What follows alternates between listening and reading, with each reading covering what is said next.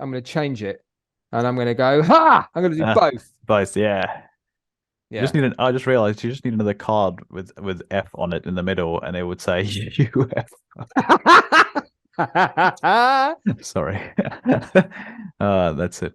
That's going to be the introduction to this video. Yeah, UFO. Yeah. Right. Okay. One of my good friends is a massive conspiracy theorist and loves all things UFO. Mm, So yeah, if I tell him that we did a blog post and actually UFOs turned up in it, he will watch a vlog. He will watch it. evil. He'll be massively disappointed when we don't mention aliens in the slightest bit.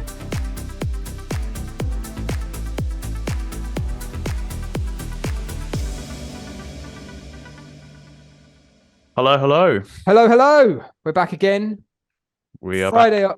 Friday afternoon podcast. Yeah. We spent the last 2 days at a trade show, which has been good fun. Yes. Enjoyed that. Very heavy on the feet though. Very heavy. But yeah, it's been good. So yeah, so today, our little pod, we shall be discussing photogrammetry, underrated versus overrated. So we've got a whole big list of subjects that we're going to talk about, each kind of bullet pointed subject.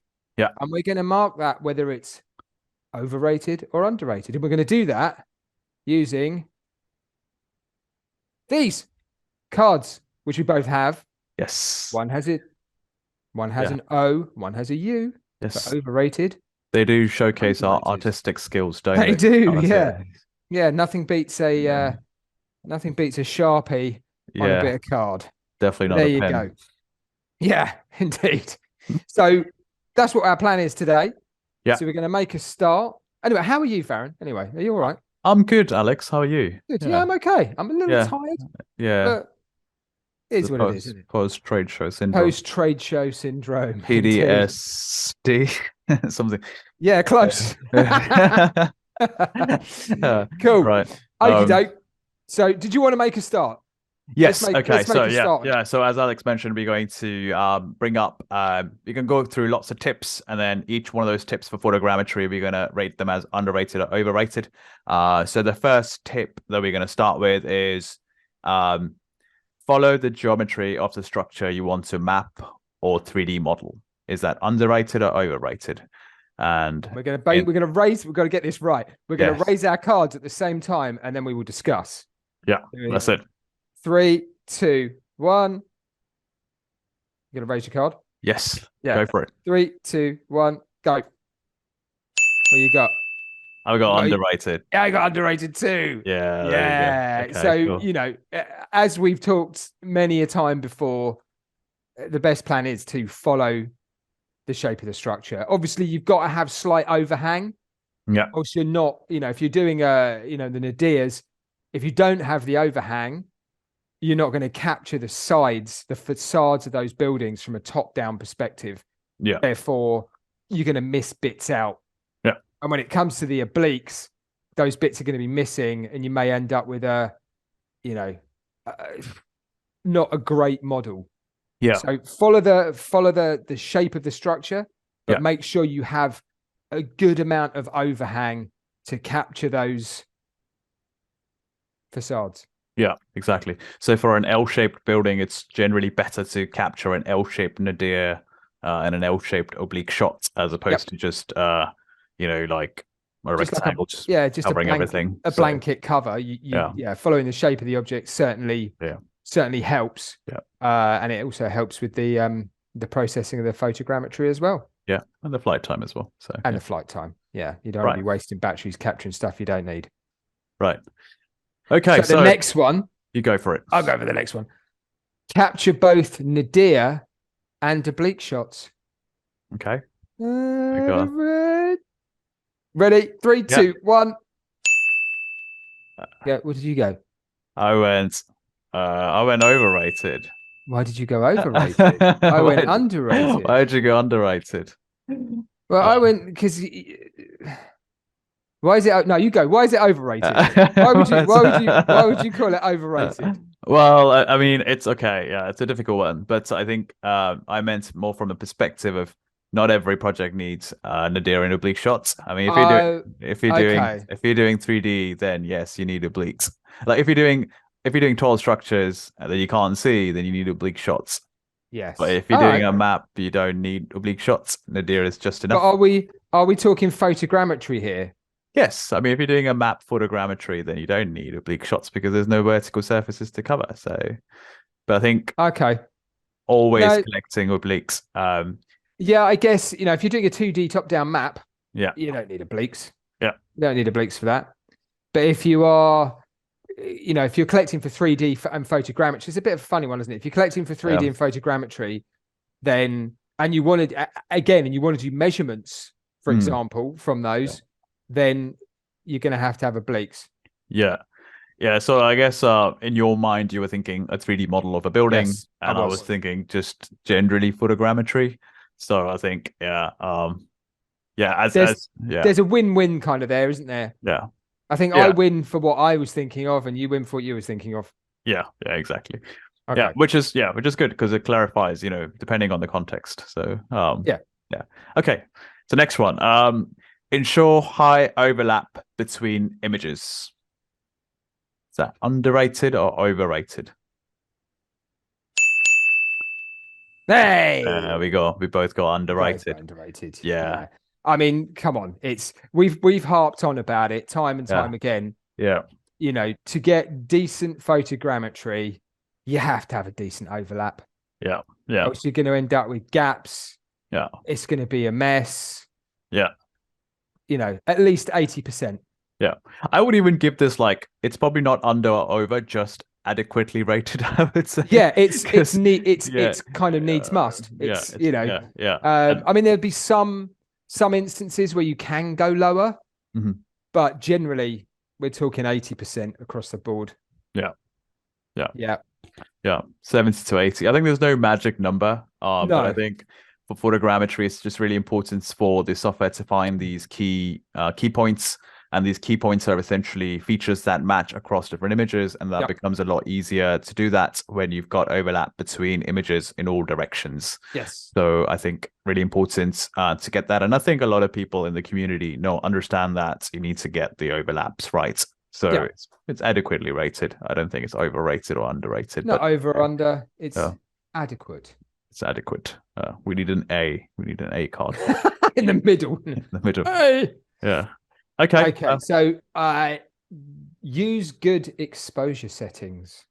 Ooh. It should be obvious. Yeah. We've got underrated, both of us. Yeah. That makes sense. Yeah. My magic card says underrated. Yes. The key question is, what is a good exposure setting, though? I mean, that all depends on your environment, doesn't it? You know, if it's bright or if it's overcast or, you know, sunny intervals. It all depends on what you're doing at the time when you're there. Yeah. You know, it's keeping those shots so they're not too bright or too dark, and all shots need to be the same. Yeah. You know, you can't go from, you know, the sun comes out, your shot's really bright, sun goes in, your shots are darker. Those shots need to be uniform. Else again, your model's going to look nasty. Yeah. I agree. Yeah. So that makes a lot of sense. And also consistent exposure, right? So you want to make sure that that the same exposure is kept throughout all images. Yeah. I think that's one of the things underrated, is just that, you know, like every image obviously should be of the same exposure. Hence the reason you shouldn't really use, you know, automatic settings. Go up, get lined up, set your exposure, fly that mission, keep the same exposure throughout the whole mission. Yeah, exactly. Auto is not always the best news. Yes. Yeah. So underrated. Manual settings are definitely underrated. Okay, cool. The next one. So I'm going to go for this one. So choose a camera with a large sensor size and megapixels.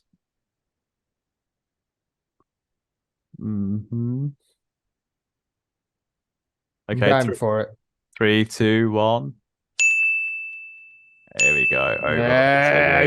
Overrated. Yeah, there we go. Let's face it. You know, you could shoot with a You could shoot with a P1 at 45 megapixels. Yeah. Or you could shoot with a Mavic 2 or a Mavic 3 at 20 megapixels. Yeah. Yeah, you could. Yeah. And yeah, like, you've also got distances between objects to play with. Yep. And not every map or model needs to be the highest quality possible. No. It all depends on like quality. By quality, I mean resolution, and it can still be high quality with respect to its application. You could get really decent data with a smaller sensor size and a smaller megapixel camera. It all depends on what's the end goal, right? Like if you're trying to map an entire neighborhood and there's a certain altitude only you can fly at, maybe you need a larger sensor. But maybe if it's just a small building somewhere, you can get away with a smaller drone. And the pros of a smaller drone are often overlooked. And then you've got budgets to consider as well. Yeah, and then you've got budgets as well. So I think overall, like large sensor size and megapixels overrated for sure. Both of us. It's just considered bigger is better, which is obviously not true. Yeah, no, not really. We've shot some really good stuff with a smaller, smaller sensor size. Then we've shot some really good stuff with a larger sensor size. There's, not a lot in it. Exactly. Okay. Brilliant. So ensure your subject is well lit. All right. 3, 2, 1.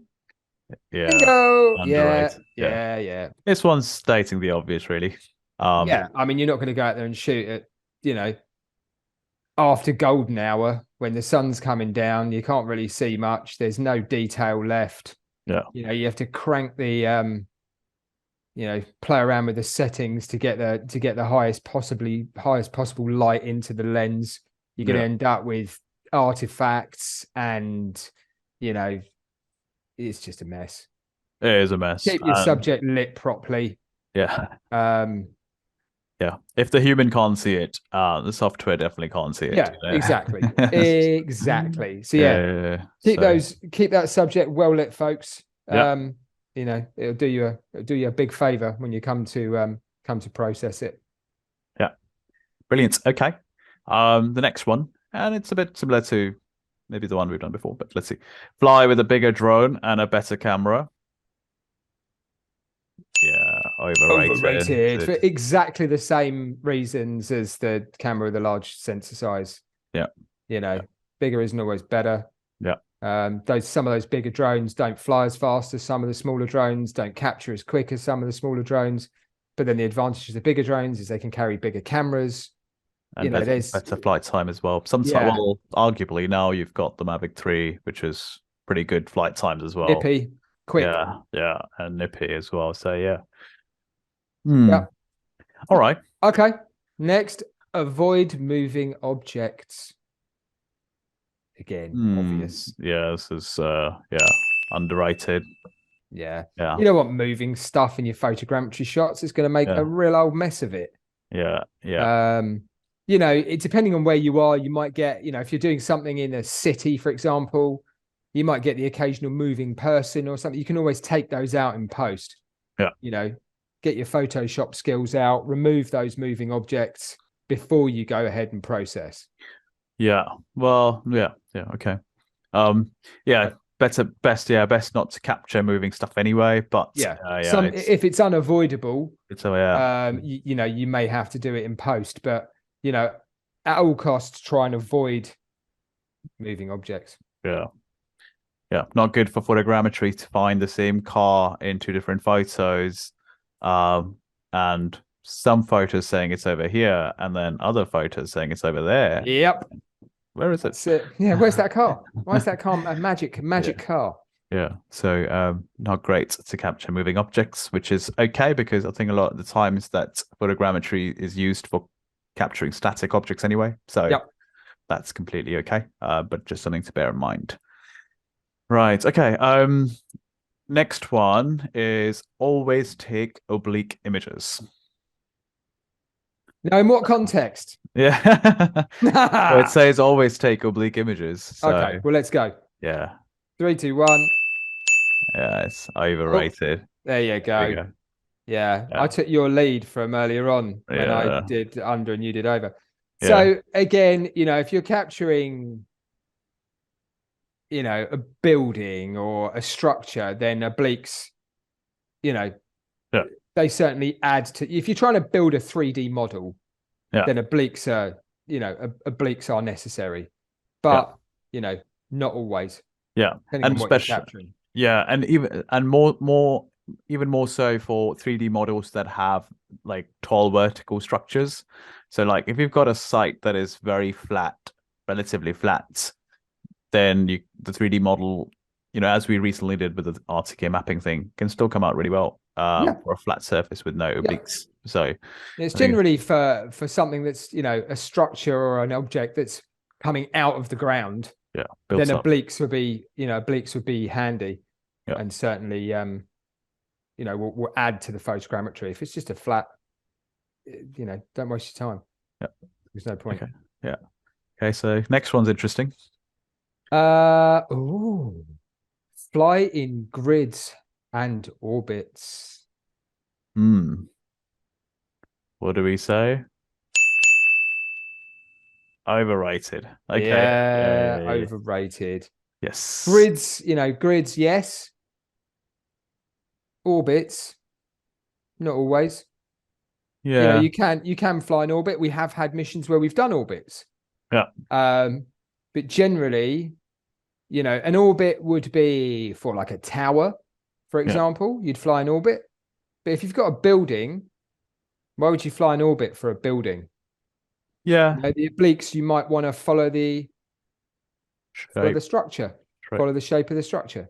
So it's kind of, it does contradict itself a bit, that question, because if it's a tower, then you would orbit the tower to take the obliques. But if it's a structure that's not a tower, then you'd follow the shape of the structure. Yeah, I think it's the challenge is that the key concept here is that whatever we're trying to map or model, ultimately what we want is the photos of those things, photos of the structure overlapping and covering the entire asset or site and having enough key points between them. And that's what the software really cares about. When the software doesn't really care about orbits and grids. No. I think orbits and grids are easier for us to fly with a drone because, it's a pattern and they overlap neatly. And if you're on the same altitude with a grid, it's safer in some sense because you're not moving altitudes around. So I think the orbits and grids is more of an emergent property of the drone industry. But photogrammetry doesn't really care so much about whether you gave it grids or orbits or or a combination of the two. It's just looking for images in the right place or so it can each other, so it can splice them together and make your image. In fact, I think this is not really possible in the right sort of with the right safety considerations, but if you could create almost the perfect shape of the building with flight, kind of following it perfectly, then that would just yield a lot better results. But it's just sometimes an overkill. Sometimes it's just not possible. Yeah. Right. Okay. Did I do the last one? Did you do the last one? It's Friday afternoon. Friday afternoon. My brain hurts. I'll do the next one if you want. I'll do it. Yeah, go for it. It is avoid reflective objects. Okay. Yeah, underrated. Yeah, you don't want reflective objects in your photogrammetry. Causes all sorts of problems. Yeah. And basically just messes with the software. Yeah. There's no simpler way of saying it, really. I mean, sometimes again it might be unavoidable. If you're flying say a derelict building, like the mill, for example, you might end up with pools of water on the roof. You can't avoid those. Yeah. But generally try to avoid reflective. Bodies of water do not bode well with photogrammetry software. Yeah, and I think with water is especially challenging because it's also featureless. So I think featureless and reflective. Reflection, the problem with reflection is the same problem with moving objects, which is that whatever it's reflecting seems to be in two places. So it's very hard for the software to determine actually that thing that is over there is in fact over there, and that's just a reflection. Yeah. So I think humans are really good at doing that. Software not so much, even though I think there are some solutions coming to address this, but not from a photogrammetry standpoint. So I think it's good to avoid reflective and featureless objects because those two are not aligned with photogrammetry. No. Cool. Definitely your turn. Right. Okay. Keep the subject on target. Okay. Oh, I was slow in this one, but I would say. Oh, you'd say overrated, would you? Yeah, I would go a bit. I'm torn again. This is a bit of a. Okay. But if the subject's not on target, yeah, then you're not going to capture what you want to capture, right? Yeah, true. I mean, I guess it depends on what we mean by targets. I mean, you can have I mean, you'd rather it's good to have the subject on target at all times. Yeah. But I think it's just that if you're making a model where you're only going to grab a part of the subject, sometimes it can be really hard to keep it, in the very center. Yeah. So I would say that, as long as you cover the entire subject, not every photo needs to have it in targets, even though the group of photos, of course, needs to have it because, I mean, if you're capturing a house and, you've got sky in most of the photos, that's not going to be great. No, that's true. That is very true. But not every photo. It does happen in cell towers a lot, hard to keep the cell tower. So I think from that perspective, it's underrated. Yeah. But then from a house or any Nadir mapping point of view, it's overrated. So that's why I was it's kind of in the middle, isn't it? Yeah. So okay. Borderline with that one then. Borderline, yeah. It depends on the context. Okay. Right. So capture the entire site or structure. We're kind of blending on what we've just spoken about, but I'm going overrated. Oh, you're going underrated. I'm going underrated. Well, again, it depends if you want, if there's only a certain portion of it you want to capture. Yeah, true, actually, yeah. If you don't need the whole site if you just, if you're doing a cell tower, 9 times out of 10, they're not going to want the structure that they want the actual tower at the top. They want the working living part. The same with a wind turbine. Yeah, true. Yeah, they're not always going to want the pole. It's not a pole, is it? The tower, it's stuck on. They're not going to want that. They just want the top part. The blades, yeah. Yeah. So again, it's kind of it's a good point. Yeah. Yeah, an in betweeny. Yes. See, my brain does work on a Friday evening. Kind of. Yeah, I think I agree. I think I'll probably say it's overrated capturing the whole thing. Yeah, it should capture the entire target thing. Let's just I mean, but again, if you were trying to capture a building or a structure, then you are obviously going to want to capture the entire site or structure. Yeah. But if you're doing a cell tower or a wind turbine, unless they've specifically said, look, we think the structure that's holding the cell, the cell mast bit is under strain or that's broken. Yeah. Then why capture that bit? Why not just get the bit you need? Yeah, I guess we need to capture all of the stuff that is the target, but not the entire thing that target might be a part of. So that makes sense. So yeah, that makes sense. I think I agree. It's probably overrated in that context. Yep. Cool. Did I say the last one? Probably did. No, I said the last. See, you are tired. I can't keep track of who said the last one. Yeah, my brain is all over the shop. Okay, the next one is avoid any and all motion blur. Ooh, controversial. I've gone overrated. Why? You don't want motion blur in your shots. Yeah, you don't want motion blur, but it's more about how much motion blur. Okay, I mean some of it's I'll put that down then. Some of it's unavoidable. Yeah. In fact, I think if your motion blur, which you can calculate, it's just the amount of ground smear, which is just the amount of, which is like the capture interval times the drone speed. amount of ground in one sort of, motion. If it's less than like 1x your GSD, it's okay. Yeah, I suppose. Yeah. Yeah. So, Yeah. so I think lowering motion blur is good. Avoiding it completely was fantastic, but I think it's very hard to do with every single project. Yeah, it's not always going to happen. Okay. So I am in agreement with you there. Yeah, it's not. Yeah, it's not. It's sometimes it's inevitable. Yeah. Yeah. So it just has to be under control, I guess, but it doesn't have to be like any and all. I guess that's probably where I took the interpretation, any and all.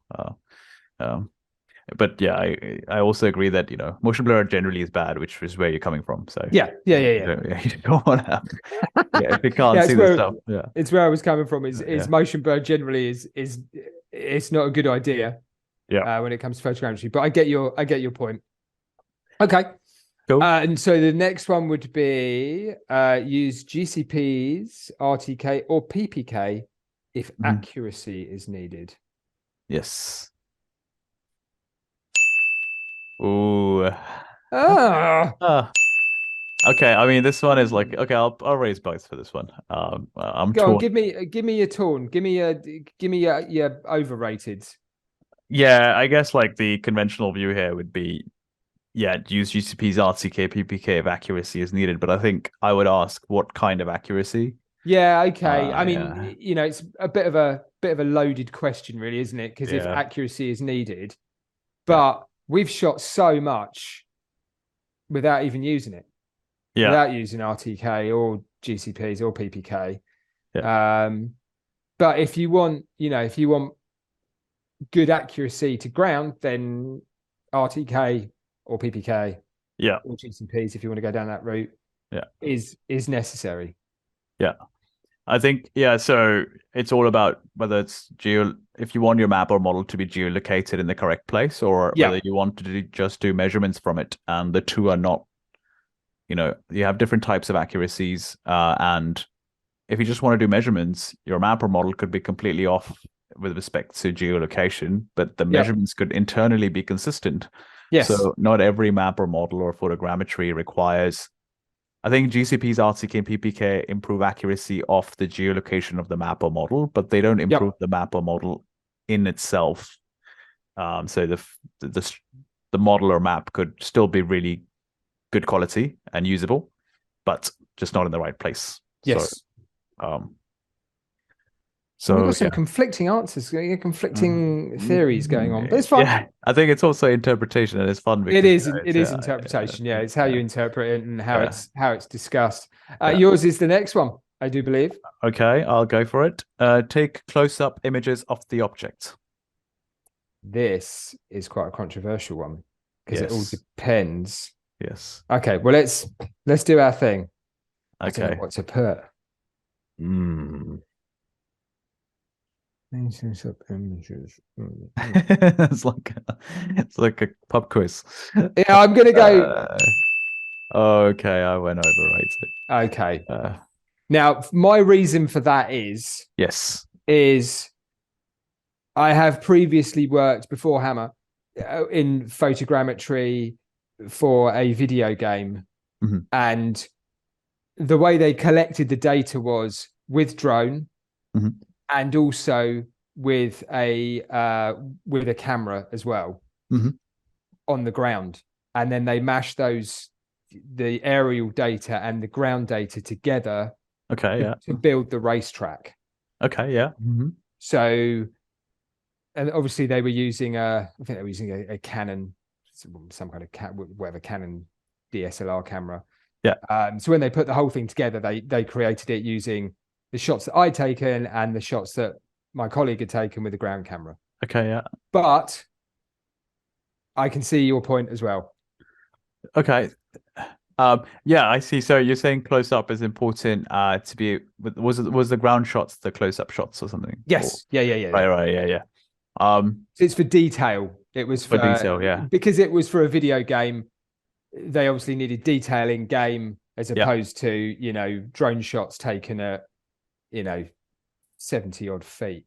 Yeah. Which wouldn't have given the quality. quality. Yeah, that's it. I guess. For those specific projects, I think being close is good. Um, I think, yeah, there is an interesting balance here. If you combine those close shots with high level shots, I think that's good. But I think only taking close up images can be an issue, because then it's very hard for photogrammetry to stitch everything together, because Yes. Generally speaking, photogrammetry works better when you get an overview of the subjects, and then the details. But if you get just the details, then it's hard for reconstruction. Yeah, I guess if you do it either one way or the other. Yeah. So take up close, put my teeth in. Take close up images of the object. If you were to do all close up drone shots, not so good. But if you combine close ups with distanced shots, much better. Much better. Yeah. So yeah, I kind of contradicted myself there. So if it was just drone, then overrated. But if it's a combination of the two, then underrated.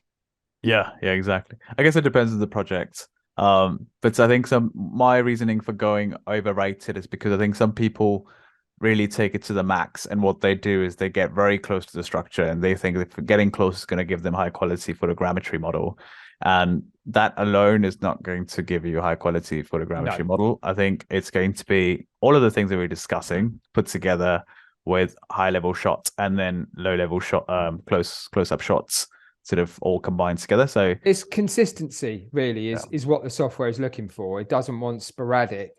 It wants if you're taking those drone shots, it wants consistency between high and low. Yeah. And I think also with all the feature matching, with the close-up shots, what happens is you have a lot of things that match each other. And so a lot of things end up looking the same. So if you imagine you've got a red building, and then you've got a lot of red because you didn't capture anything that was not red, then you've got basically everything that looks the same. It's just going to be one big blob. One big blob. But if you had that red building on a green farm, then you've got red and green that can represent different features in a high level shot. The reconstruction is easier. So I think generally speaking, when the model doesn't come out really well, might be because you were too close and there were no contrasting features. So I went on a tangent there, but I think that's all right. Yeah, no worries. I think it's, I don't know who it is now. I have no idea. I think it's you. Okay, use the same focal length. Yes, it's also underrated. Yes. Yeah, you don't want to be changing focal length while you're flying. Yeah, it causes all sorts of trouble. Yeah, it's hard for reconstruction. I mean, it's not impossible. You can't mix camera focal lengths, and people have done that. And yes, we have had it before, haven't we, where people have mixed focal length, and we have managed to put it together for them. But generally speaking, keep the same focal length throughout the whole shot or shoot. It just makes life a lot easier. Yeah, I agree. Or if you're using mixed focal lengths, use them in different parts, different captures. So you could have like a close-up capture with a certain focal length, and then a further away capture with a bigger focal length. Yeah, so, don't kind of mix the two arbitrarily. Yeah, don't do a mission and halfway through the mission change focal length and then change it back again, like 10 minutes later. Just keep the whole flow. Yeah, and the reason why that's important is because a lot of photogrammetry depends on calibrating cameras, camera poses, and building a point cloud from where the cameras are. Yes. And so I think if the camera calibration and computation of what is the actual parameters of the camera is not done properly, because all of it is lots of different points, then alignment becomes harder, nothing matches up, and you just don't get good results. So just avoid it altogether and just use the same drone if possible. So same drone all the way through. I think am I up next? Yes. Oh no, I think you went for the last one, so it's probably me. Okay, no, you go for it. No, you go for it. Always use automated flights. Overrated. Yes. Yeah. They're aligned on that. Because there's some stuff you might, it might be too dangerous to capture automated. Yeah. Put it manually. Yeah. As long as you've still got the same overlaps. Yeah. And you're still in the same ballpark as your automated flight. Yeah. Then, don't fear a manual shot. Yeah. As long as it has, again, the same focal length. Yeah. And it aligns with your automated mapping mission, then it should be absolutely fine. Yeah. The software doesn't care whether the drone was flown automated or manual, right? As long as you got the right data. Exactly. I mean, the mill, we shot, I think I shot probably 85, 90% of the mill automated. Yeah. And then there were bits that I didn't want to do automated because we've had problems with them before. So I just shot it manual. Yeah. And it works. It does, yeah. It works. It works. Automation helps, but it's not the magic bullet. It's not the be all and end all. Yes, be all and end all. That's it. That's the right way. Okay, cool. Trying to get my cards back. Yeah, got them. Cool. Right. What's the next one? You go for the next one. Use optimal flight speed. I think underrated. Yeah. Yeah. You're gonna miss the images otherwise, and just don't over. Don't push your drone thinking I'm going to get all these shots and it's not going to take me very long at all. Yeah. Use the optimal flight speed that the software provides, because at the end of the day, it's calculated it for you. Yeah. It knows how many shots it's going to take at the speed that it's flying at. Therefore, why would you muck around with that? Yeah, agree. Brilliant. Easy peasy. Okay, next one. So use automate. Oh no, sorry. We've already done that one. Use ground offsets. Ooh, controversial. I guess this is going to be one of those. Yeah, I mean, ground offset. Again, it depends, doesn't it? Yeah. If you're shooting flat, yeah, then there won't be any ground offset. But if you're shooting a building and it might be 40 foot tall, then you mark up on the software that the object you're shooting is 40 foot tall. Yeah. And therefore you get your ground offset. So it's it's kind of a one of them. Yeah. You've gone for the flat option. I've gone for the structured option. Yeah. And exactly. And I think that's the thing, that ultimately the overlap needs to be correct, and the ground offset helps with that. I mean, if you, for example, just calculated for a building, I just need to have a higher overlap because there is going to be ground that's going to cause lower overlaps, because, the roof of the building that's been captured from the takeoff point is a different distance to the drone. I'll probably have to show a graphic somewhere here to explain this. Somewhere. We'll put a graphic in. So I think it's just that, you're going to get less overlap if you don't use ground offset for a building, but for a map or for a flat map, it's going to be no difference at all. So it just depends on the scenario. So it's a bit overrated. I'm just going after the people who are saying, I used a ground offset, so I will get great results. Well, you won't if your ground, if it's shooting something flat, it's not going to make any odds. Yeah, exactly. Make no difference. No difference. No. Okay, so verify your data. Okay, yeah. Yeah, agree. Underrated. Yeah. Yeah. Yeah. Don't get to the end of a shoot and go, awesome. I've shot all of that. Yeah. I'm a legend. Nothing's gone wrong. I'm going home. Yeah. Get home. Yeah. Bring up all your shots. You're missing 15 of them. 10 of them are out of focus, and there's a dog in 6 of them. Verify your data before you leave site, whether that be using Hammer's brand spanking new verification tool. Yeah. Or, just plugging your SD card into a laptop and having a look at your shots. Yeah. Or going from your automation app, your drone app, over to DJI's app and having a look at what shots you've taken in that. Yeah. Don't go home thinking everything's okay, because sometimes it isn't. Yeah, exactly. Yeah. Guilty as charged. I've done it myself. Yeah, same. Don't go home thinking everything's all good. Yeah, agree. Okay, we're aligned in that one. Yeah. Great. Use high GSD for accuracy.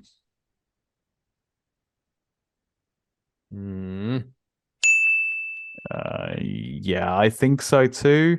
It depends on what accuracy. So I was a bit like, Yeah, I think for measurement accuracy, yes, yeah. I would say underrated as well. Yeah. Yeah. Higher ground sampling distance for decent accuracy. You can chuck RTK in the mix there if you wanted to, or PPK. But yeah, generally, a high GSD for measurements, yeah. For measurements, yeah, of course. For high GSD, which we've proved on various tests that we've done. Yeah. The higher the GSD, the better the accuracy. We've measured a real world environment and then measured it with a drone. Yeah. And it's worked out. Cool. Yeah. Brilliant. Okay. Use a global mechanical shutter. Okay. Not always available, but if you have one available, use it. Yeah. Oh, hang on, you haven't agreed or disagreed with me yet. No, yeah, I've gone for overrated. Okay. Yeah, I think I've changed my mind on this a bit because I think I was always under the global mechanical shutter camp for the longest time.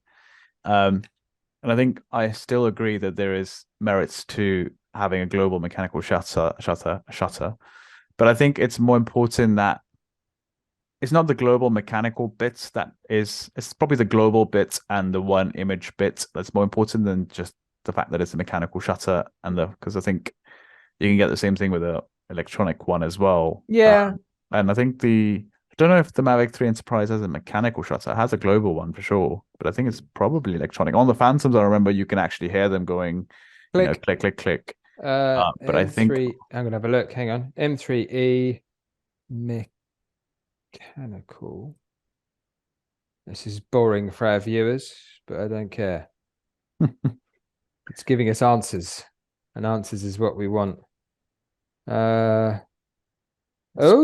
With a mechanical shutter. Is it? Okay. Yeah, Mavic 3 Enterprise. Is mechanical as well. All right. Yep. Okay. Yep. So, okay, cool. Yeah, I wonder if you can make a global shutter which is not mechanical. I'll have to speak to the photography. Do some digging. Yeah, photography gurus will have to tell me. Or if anyone has the answers to that question, chuck it in the comments below. Yeah, but I still think it's like, I mean, you can still get a really good model, a map or a model from a non-mechanical shutter drone. Yeah. I think it's more if you really want to optimize the last, I don't know, 5% or something. I just feel like everything else that we're talking about, if you don't do those basic things like overlap or oblique shots for vertical structures or geometry of the building, then the mechanical shutter won't save you. I mean, we've seen models come out of a Mavic 3 Pro, Mavic 3 Mini Pro. They don't have mechanical shutters. Yeah. And they got a tiny sensor. Yeah. So, it all depends what you do with your tools. Yes, exactly. Yes. So, yeah. Okay, cool. Why did you go underrated? Why did I go underrated? Underrated? You went underrated on that one, no? Because I went overrated. Yeah, I did. I did because and then I agreed with you. Whoops. I mean, if the opportunity arises to have that mechanical shutter, again, it all depends on what kit you got and what budget you have, and etc. etc. Yeah. The mechanical shutter will generally, if you're doing mapping and it's quick, you're not going to get your motion blur with a mechanical shutter. It's just going to take those shots. Yeah. But then I agree with you as well. So actually, I'm going to change it, and I'm going to go. I'm going to do both. Both, yeah. I just realized you just need another card with F on it in the middle, and it would say UF. Sorry. That's it. That's going to be the introduction to this video. Yeah, UFO. Yeah. Right. Okay. One of my good friends is a massive conspiracy theorist and loves all things UFO. So yeah, if I tell him that we did a blog post and actually UFOs turned up in it, he will watch a vlog. He will watch it. He'll be massively disappointed when we don't mention aliens in the slightest bit. There you go. Anyway, we kind of sidelined that. You're next, I think. I am. Okay. Use the correct flight altitude. Yeah, underrated. Yeah. You don't want to be changing flight altitude. Yeah. Safety first. Safety first, exactly. Yeah. If you change, I mean, you can change altitude, obviously. Yeah. Get your first, if you're doing a deer, get your first run in, get that done. If it's safe, you can then lower it or raise it. Again, it's the same with your facade shots. Yeah. A facade will come down the building. Yeah. But it's all inside the automation. It's all inside the automation. As long as you're safe. Yeah. It's not an issue. Yeah, exactly. And I think, that's the thing. Sometimes, it's a trade-off between, can I fly lower and get higher quality, but compromise on safety? And I think it's better to have probably maybe slightly less quality and higher safety. Yeah. So I think, it's one of those things where you've got that trade-off to make. And sometimes it's better to get, better to have a model and have a drone and have a lower quality one and a model at the end of it than to risk something, risk smashing your drone into a chimney. Yeah. Or a telephone mast or or a wind turbine. See, wind turbines just scare me. Wind turbines and drones. Yeah. So there you go. Okay. Right. Yeah. Cool. Use terrain follow when needed. Yes. So this is underrated. Yeah. Yeah. Makes sense. I mean, if you've got the option and you need to use it, then why the hell not? Yeah. Yeah. Why not use it? Yeah. If it's available and it's, again, if it's gonna be an advantage to the model and it's going to be an advantage to safety, then use the tools that are provided. Yes. I think the key point is when needed. Because sometimes, like, for example, you could get an area you want to map or model and it's got a constant elevation. You don't need terrain follow for that. So you can use ground offset and that's enough. Yeah. So I think, I think when needed is a good point. I mean, especially if it's a large area, and you're mapping, not necessarily 3D. Yeah. You're mapping a large area and that large area has, pits and falls, then use it. Yeah. Highs and lows, not pits and falls, highs and lows. Yeah. But if you've got the option, use it. Yeah. So this one's probably adequately rated, I think, because a lot of people recognize this, I think. A for adequate. Yeah, there you go. Yes. Okay. Right. Okay. What is next? You go for the next one. Use Fly-to-Draw for vertical structures. Again. Yeah. If it's available, take it. Yeah. I know from previous experience that trying to map something, I mean, let's go tower, for example. Trying to map a tower without having Fly-to-Draw is a nightmare. Because you don't know where the top of that tower is. The software doesn't know where the top of that tower is. Yeah. Especially if you go pre-planning and you try and plan it from a 2D map. Yeah. So Fly-to-Draw makes perfect sense. Yeah. Fly to the top of the tower, for example. Fly top of the tower, point your camera down. Yeah.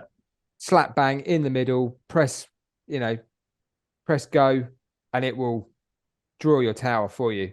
Yeah. It's the safest option. 100%. Yeah. Yeah. Yeah. Can't add more to that. That is it. Simple as that. Yeah. Vertical structures are flat. Yep. So on a map. Okay. So next one is manually edit the data in the post.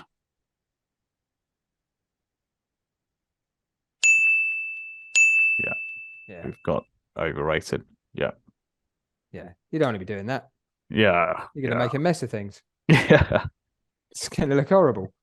Yeah. I mean, if you want to get rid of, if there's people in the post or there's things in the post, if there's people in the shot or whatever that you don't want in there, by all means, take them out with Photoshop or whatever.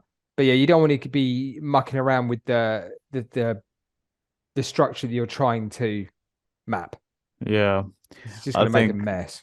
Yeah, I think 9 out of 10 times people are like, a lot of people are highly confident in their abilities to post-process the data manually. And I think what ends up happening is that, when they're doing Photoshop or something, they might get rid of important metadata in the image, or they might accidentally destroy certain important features of the image that were needed for photogrammetry. So, if you ended up with a bad batch, fixing it in the post, better to just recapture it. I know it's the hard thing to say because it's a pain. Yeah, but or verify your data before you leave. Yeah, exactly. Verify your data, get the right data set. Yep. It's expensive, but it's the right thing to do to try and fix it in the post. Yep. Right. You go for the next one. Be aware of distances. I mean, this one's pretty obvious, really. Yeah. So this is underrated. Yeah. Don't get too close to stuff. Lose GPS and end up with your aircraft smashing into the side of a building, or it's just not worth it. Yeah. Be aware of your distances from objects and structures, and the structure that you're capturing. Just safety first. Yeah. Safety, and also I think this goes to the point about the point we made about being too close, and then risking the fact that everything looks the same, because especially if there's a pattern. Sometimes you can capture buildings that have a human-made pattern, and this could just be like windows looking the same or whatever. So I think it's better to be aware of that and maintaining higher distances, obviously for safety, but also for getting those patterns in as separate, unique patterns, as opposed to, I guess, getting your photogrammetry correct. Yeah. Making sure the software knows what it's looking for. Yeah. Yep. Cool. Talking of software. Yeah. Choose the right software.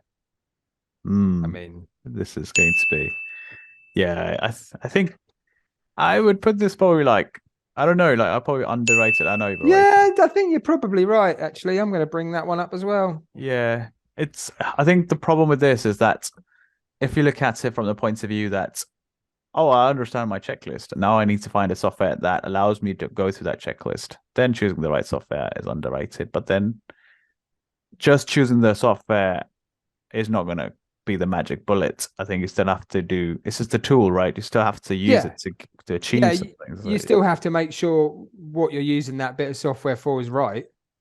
Yeah, you're not going to go and if you're in the film industry, you're not going to go and buy Adobe Photoshop and go, I can now edit. I know I can't. I can just do photos with this. It's the same. It's the same sort of thing. Yeah. It's you still got to be a good workman and professional. You can't, any piece of software or any piece of hardware, it's not gonna magically do the work for you. Not yet. Eventually it will. Eventually. Eventually everything will just be automated. Yeah. In fact, weirdly enough, my son actually asked me a bizarre question earlier, which I never expected to hear from him. When I spoke to him at lunchtime, he said, "Dad, do you think AI is going to take over the world?" He's 25. And I thought, he's probably not far off, actually. Yeah. We're back to the whole Terminator thing. But, there is a big concern about AI. Yes. There's good things and there's bad things. Yeah. Let's see where it all ends up. For me, the interesting thing is that I think, yes, AI will do a lot of stuff and disrupt a lot of things. But I also find, and I think with respect to what we do, I mean, there's a lot of stuff going on with nerve models and AI for reconstructing scenes which are not photogrammetry based. There's this other domain of realistic looking 3D models from AI. And that's also just from images and a couple of images as opposed to a whole batch of images. Yep. I do think that's going to make some applications a lot easier. Like if you're just making a model that looks nice, but you don't want to do any measurements from it or inspections from it. But I also feel that it's not going to fully replace the entire current workflows. And I think with the drone side of things, all of the AI revolution at the moment is in the digital space, and drones are kind of moving that data from physical space to digital space. So you kind of still need someone trained and highly professional to capture the right data for AI to work on. So I think it's probably going to enhance certain jobs and actually make certain jobs more useful and higher value. I think all the jobs that touch data are going to be higher value anyway. Yeah. So I think the drone industry definitely doesn't have anything to worry about. No, not yet. Not yet. Yeah, and yeah. So that can be your pitch for your son to join the. I'll pitch that. I'll pitch that to him later this evening. So there you go. There's our underrated versus overrated. Yes. I think we did quite well there. Yeah, I think we did. Yeah, we came across some good subjects. Quite a few topics, really. Yeah. Yeah, and some of them were controversial. Some when we agreed to disagree. Yeah. But yeah, I think we did all right. It'd be interesting to see what other people think. Yeah. And again, if people have comments or questions, chuck them in the comments boxes below, or email us at team@hammermissions.com. Yeah. And we'll come back to you with a valid answer. That's it. Or a not so valid answer. Yeah. Or an underrated, overrated or underrated answer. There we go. Yeah. So there you go. I think we're done. We are done, Alex. Cool. Brilliant. Great. Awesome. And as I said before, any questions you got, you can always get hold of us at team@hammermissions.com. It has been a pleasure. Pleasure, Alex. I'll catch you in the next one. Yeah, I'll catch you later. Nice one. Nice one. Cheers. Cheers, Varun. All the best.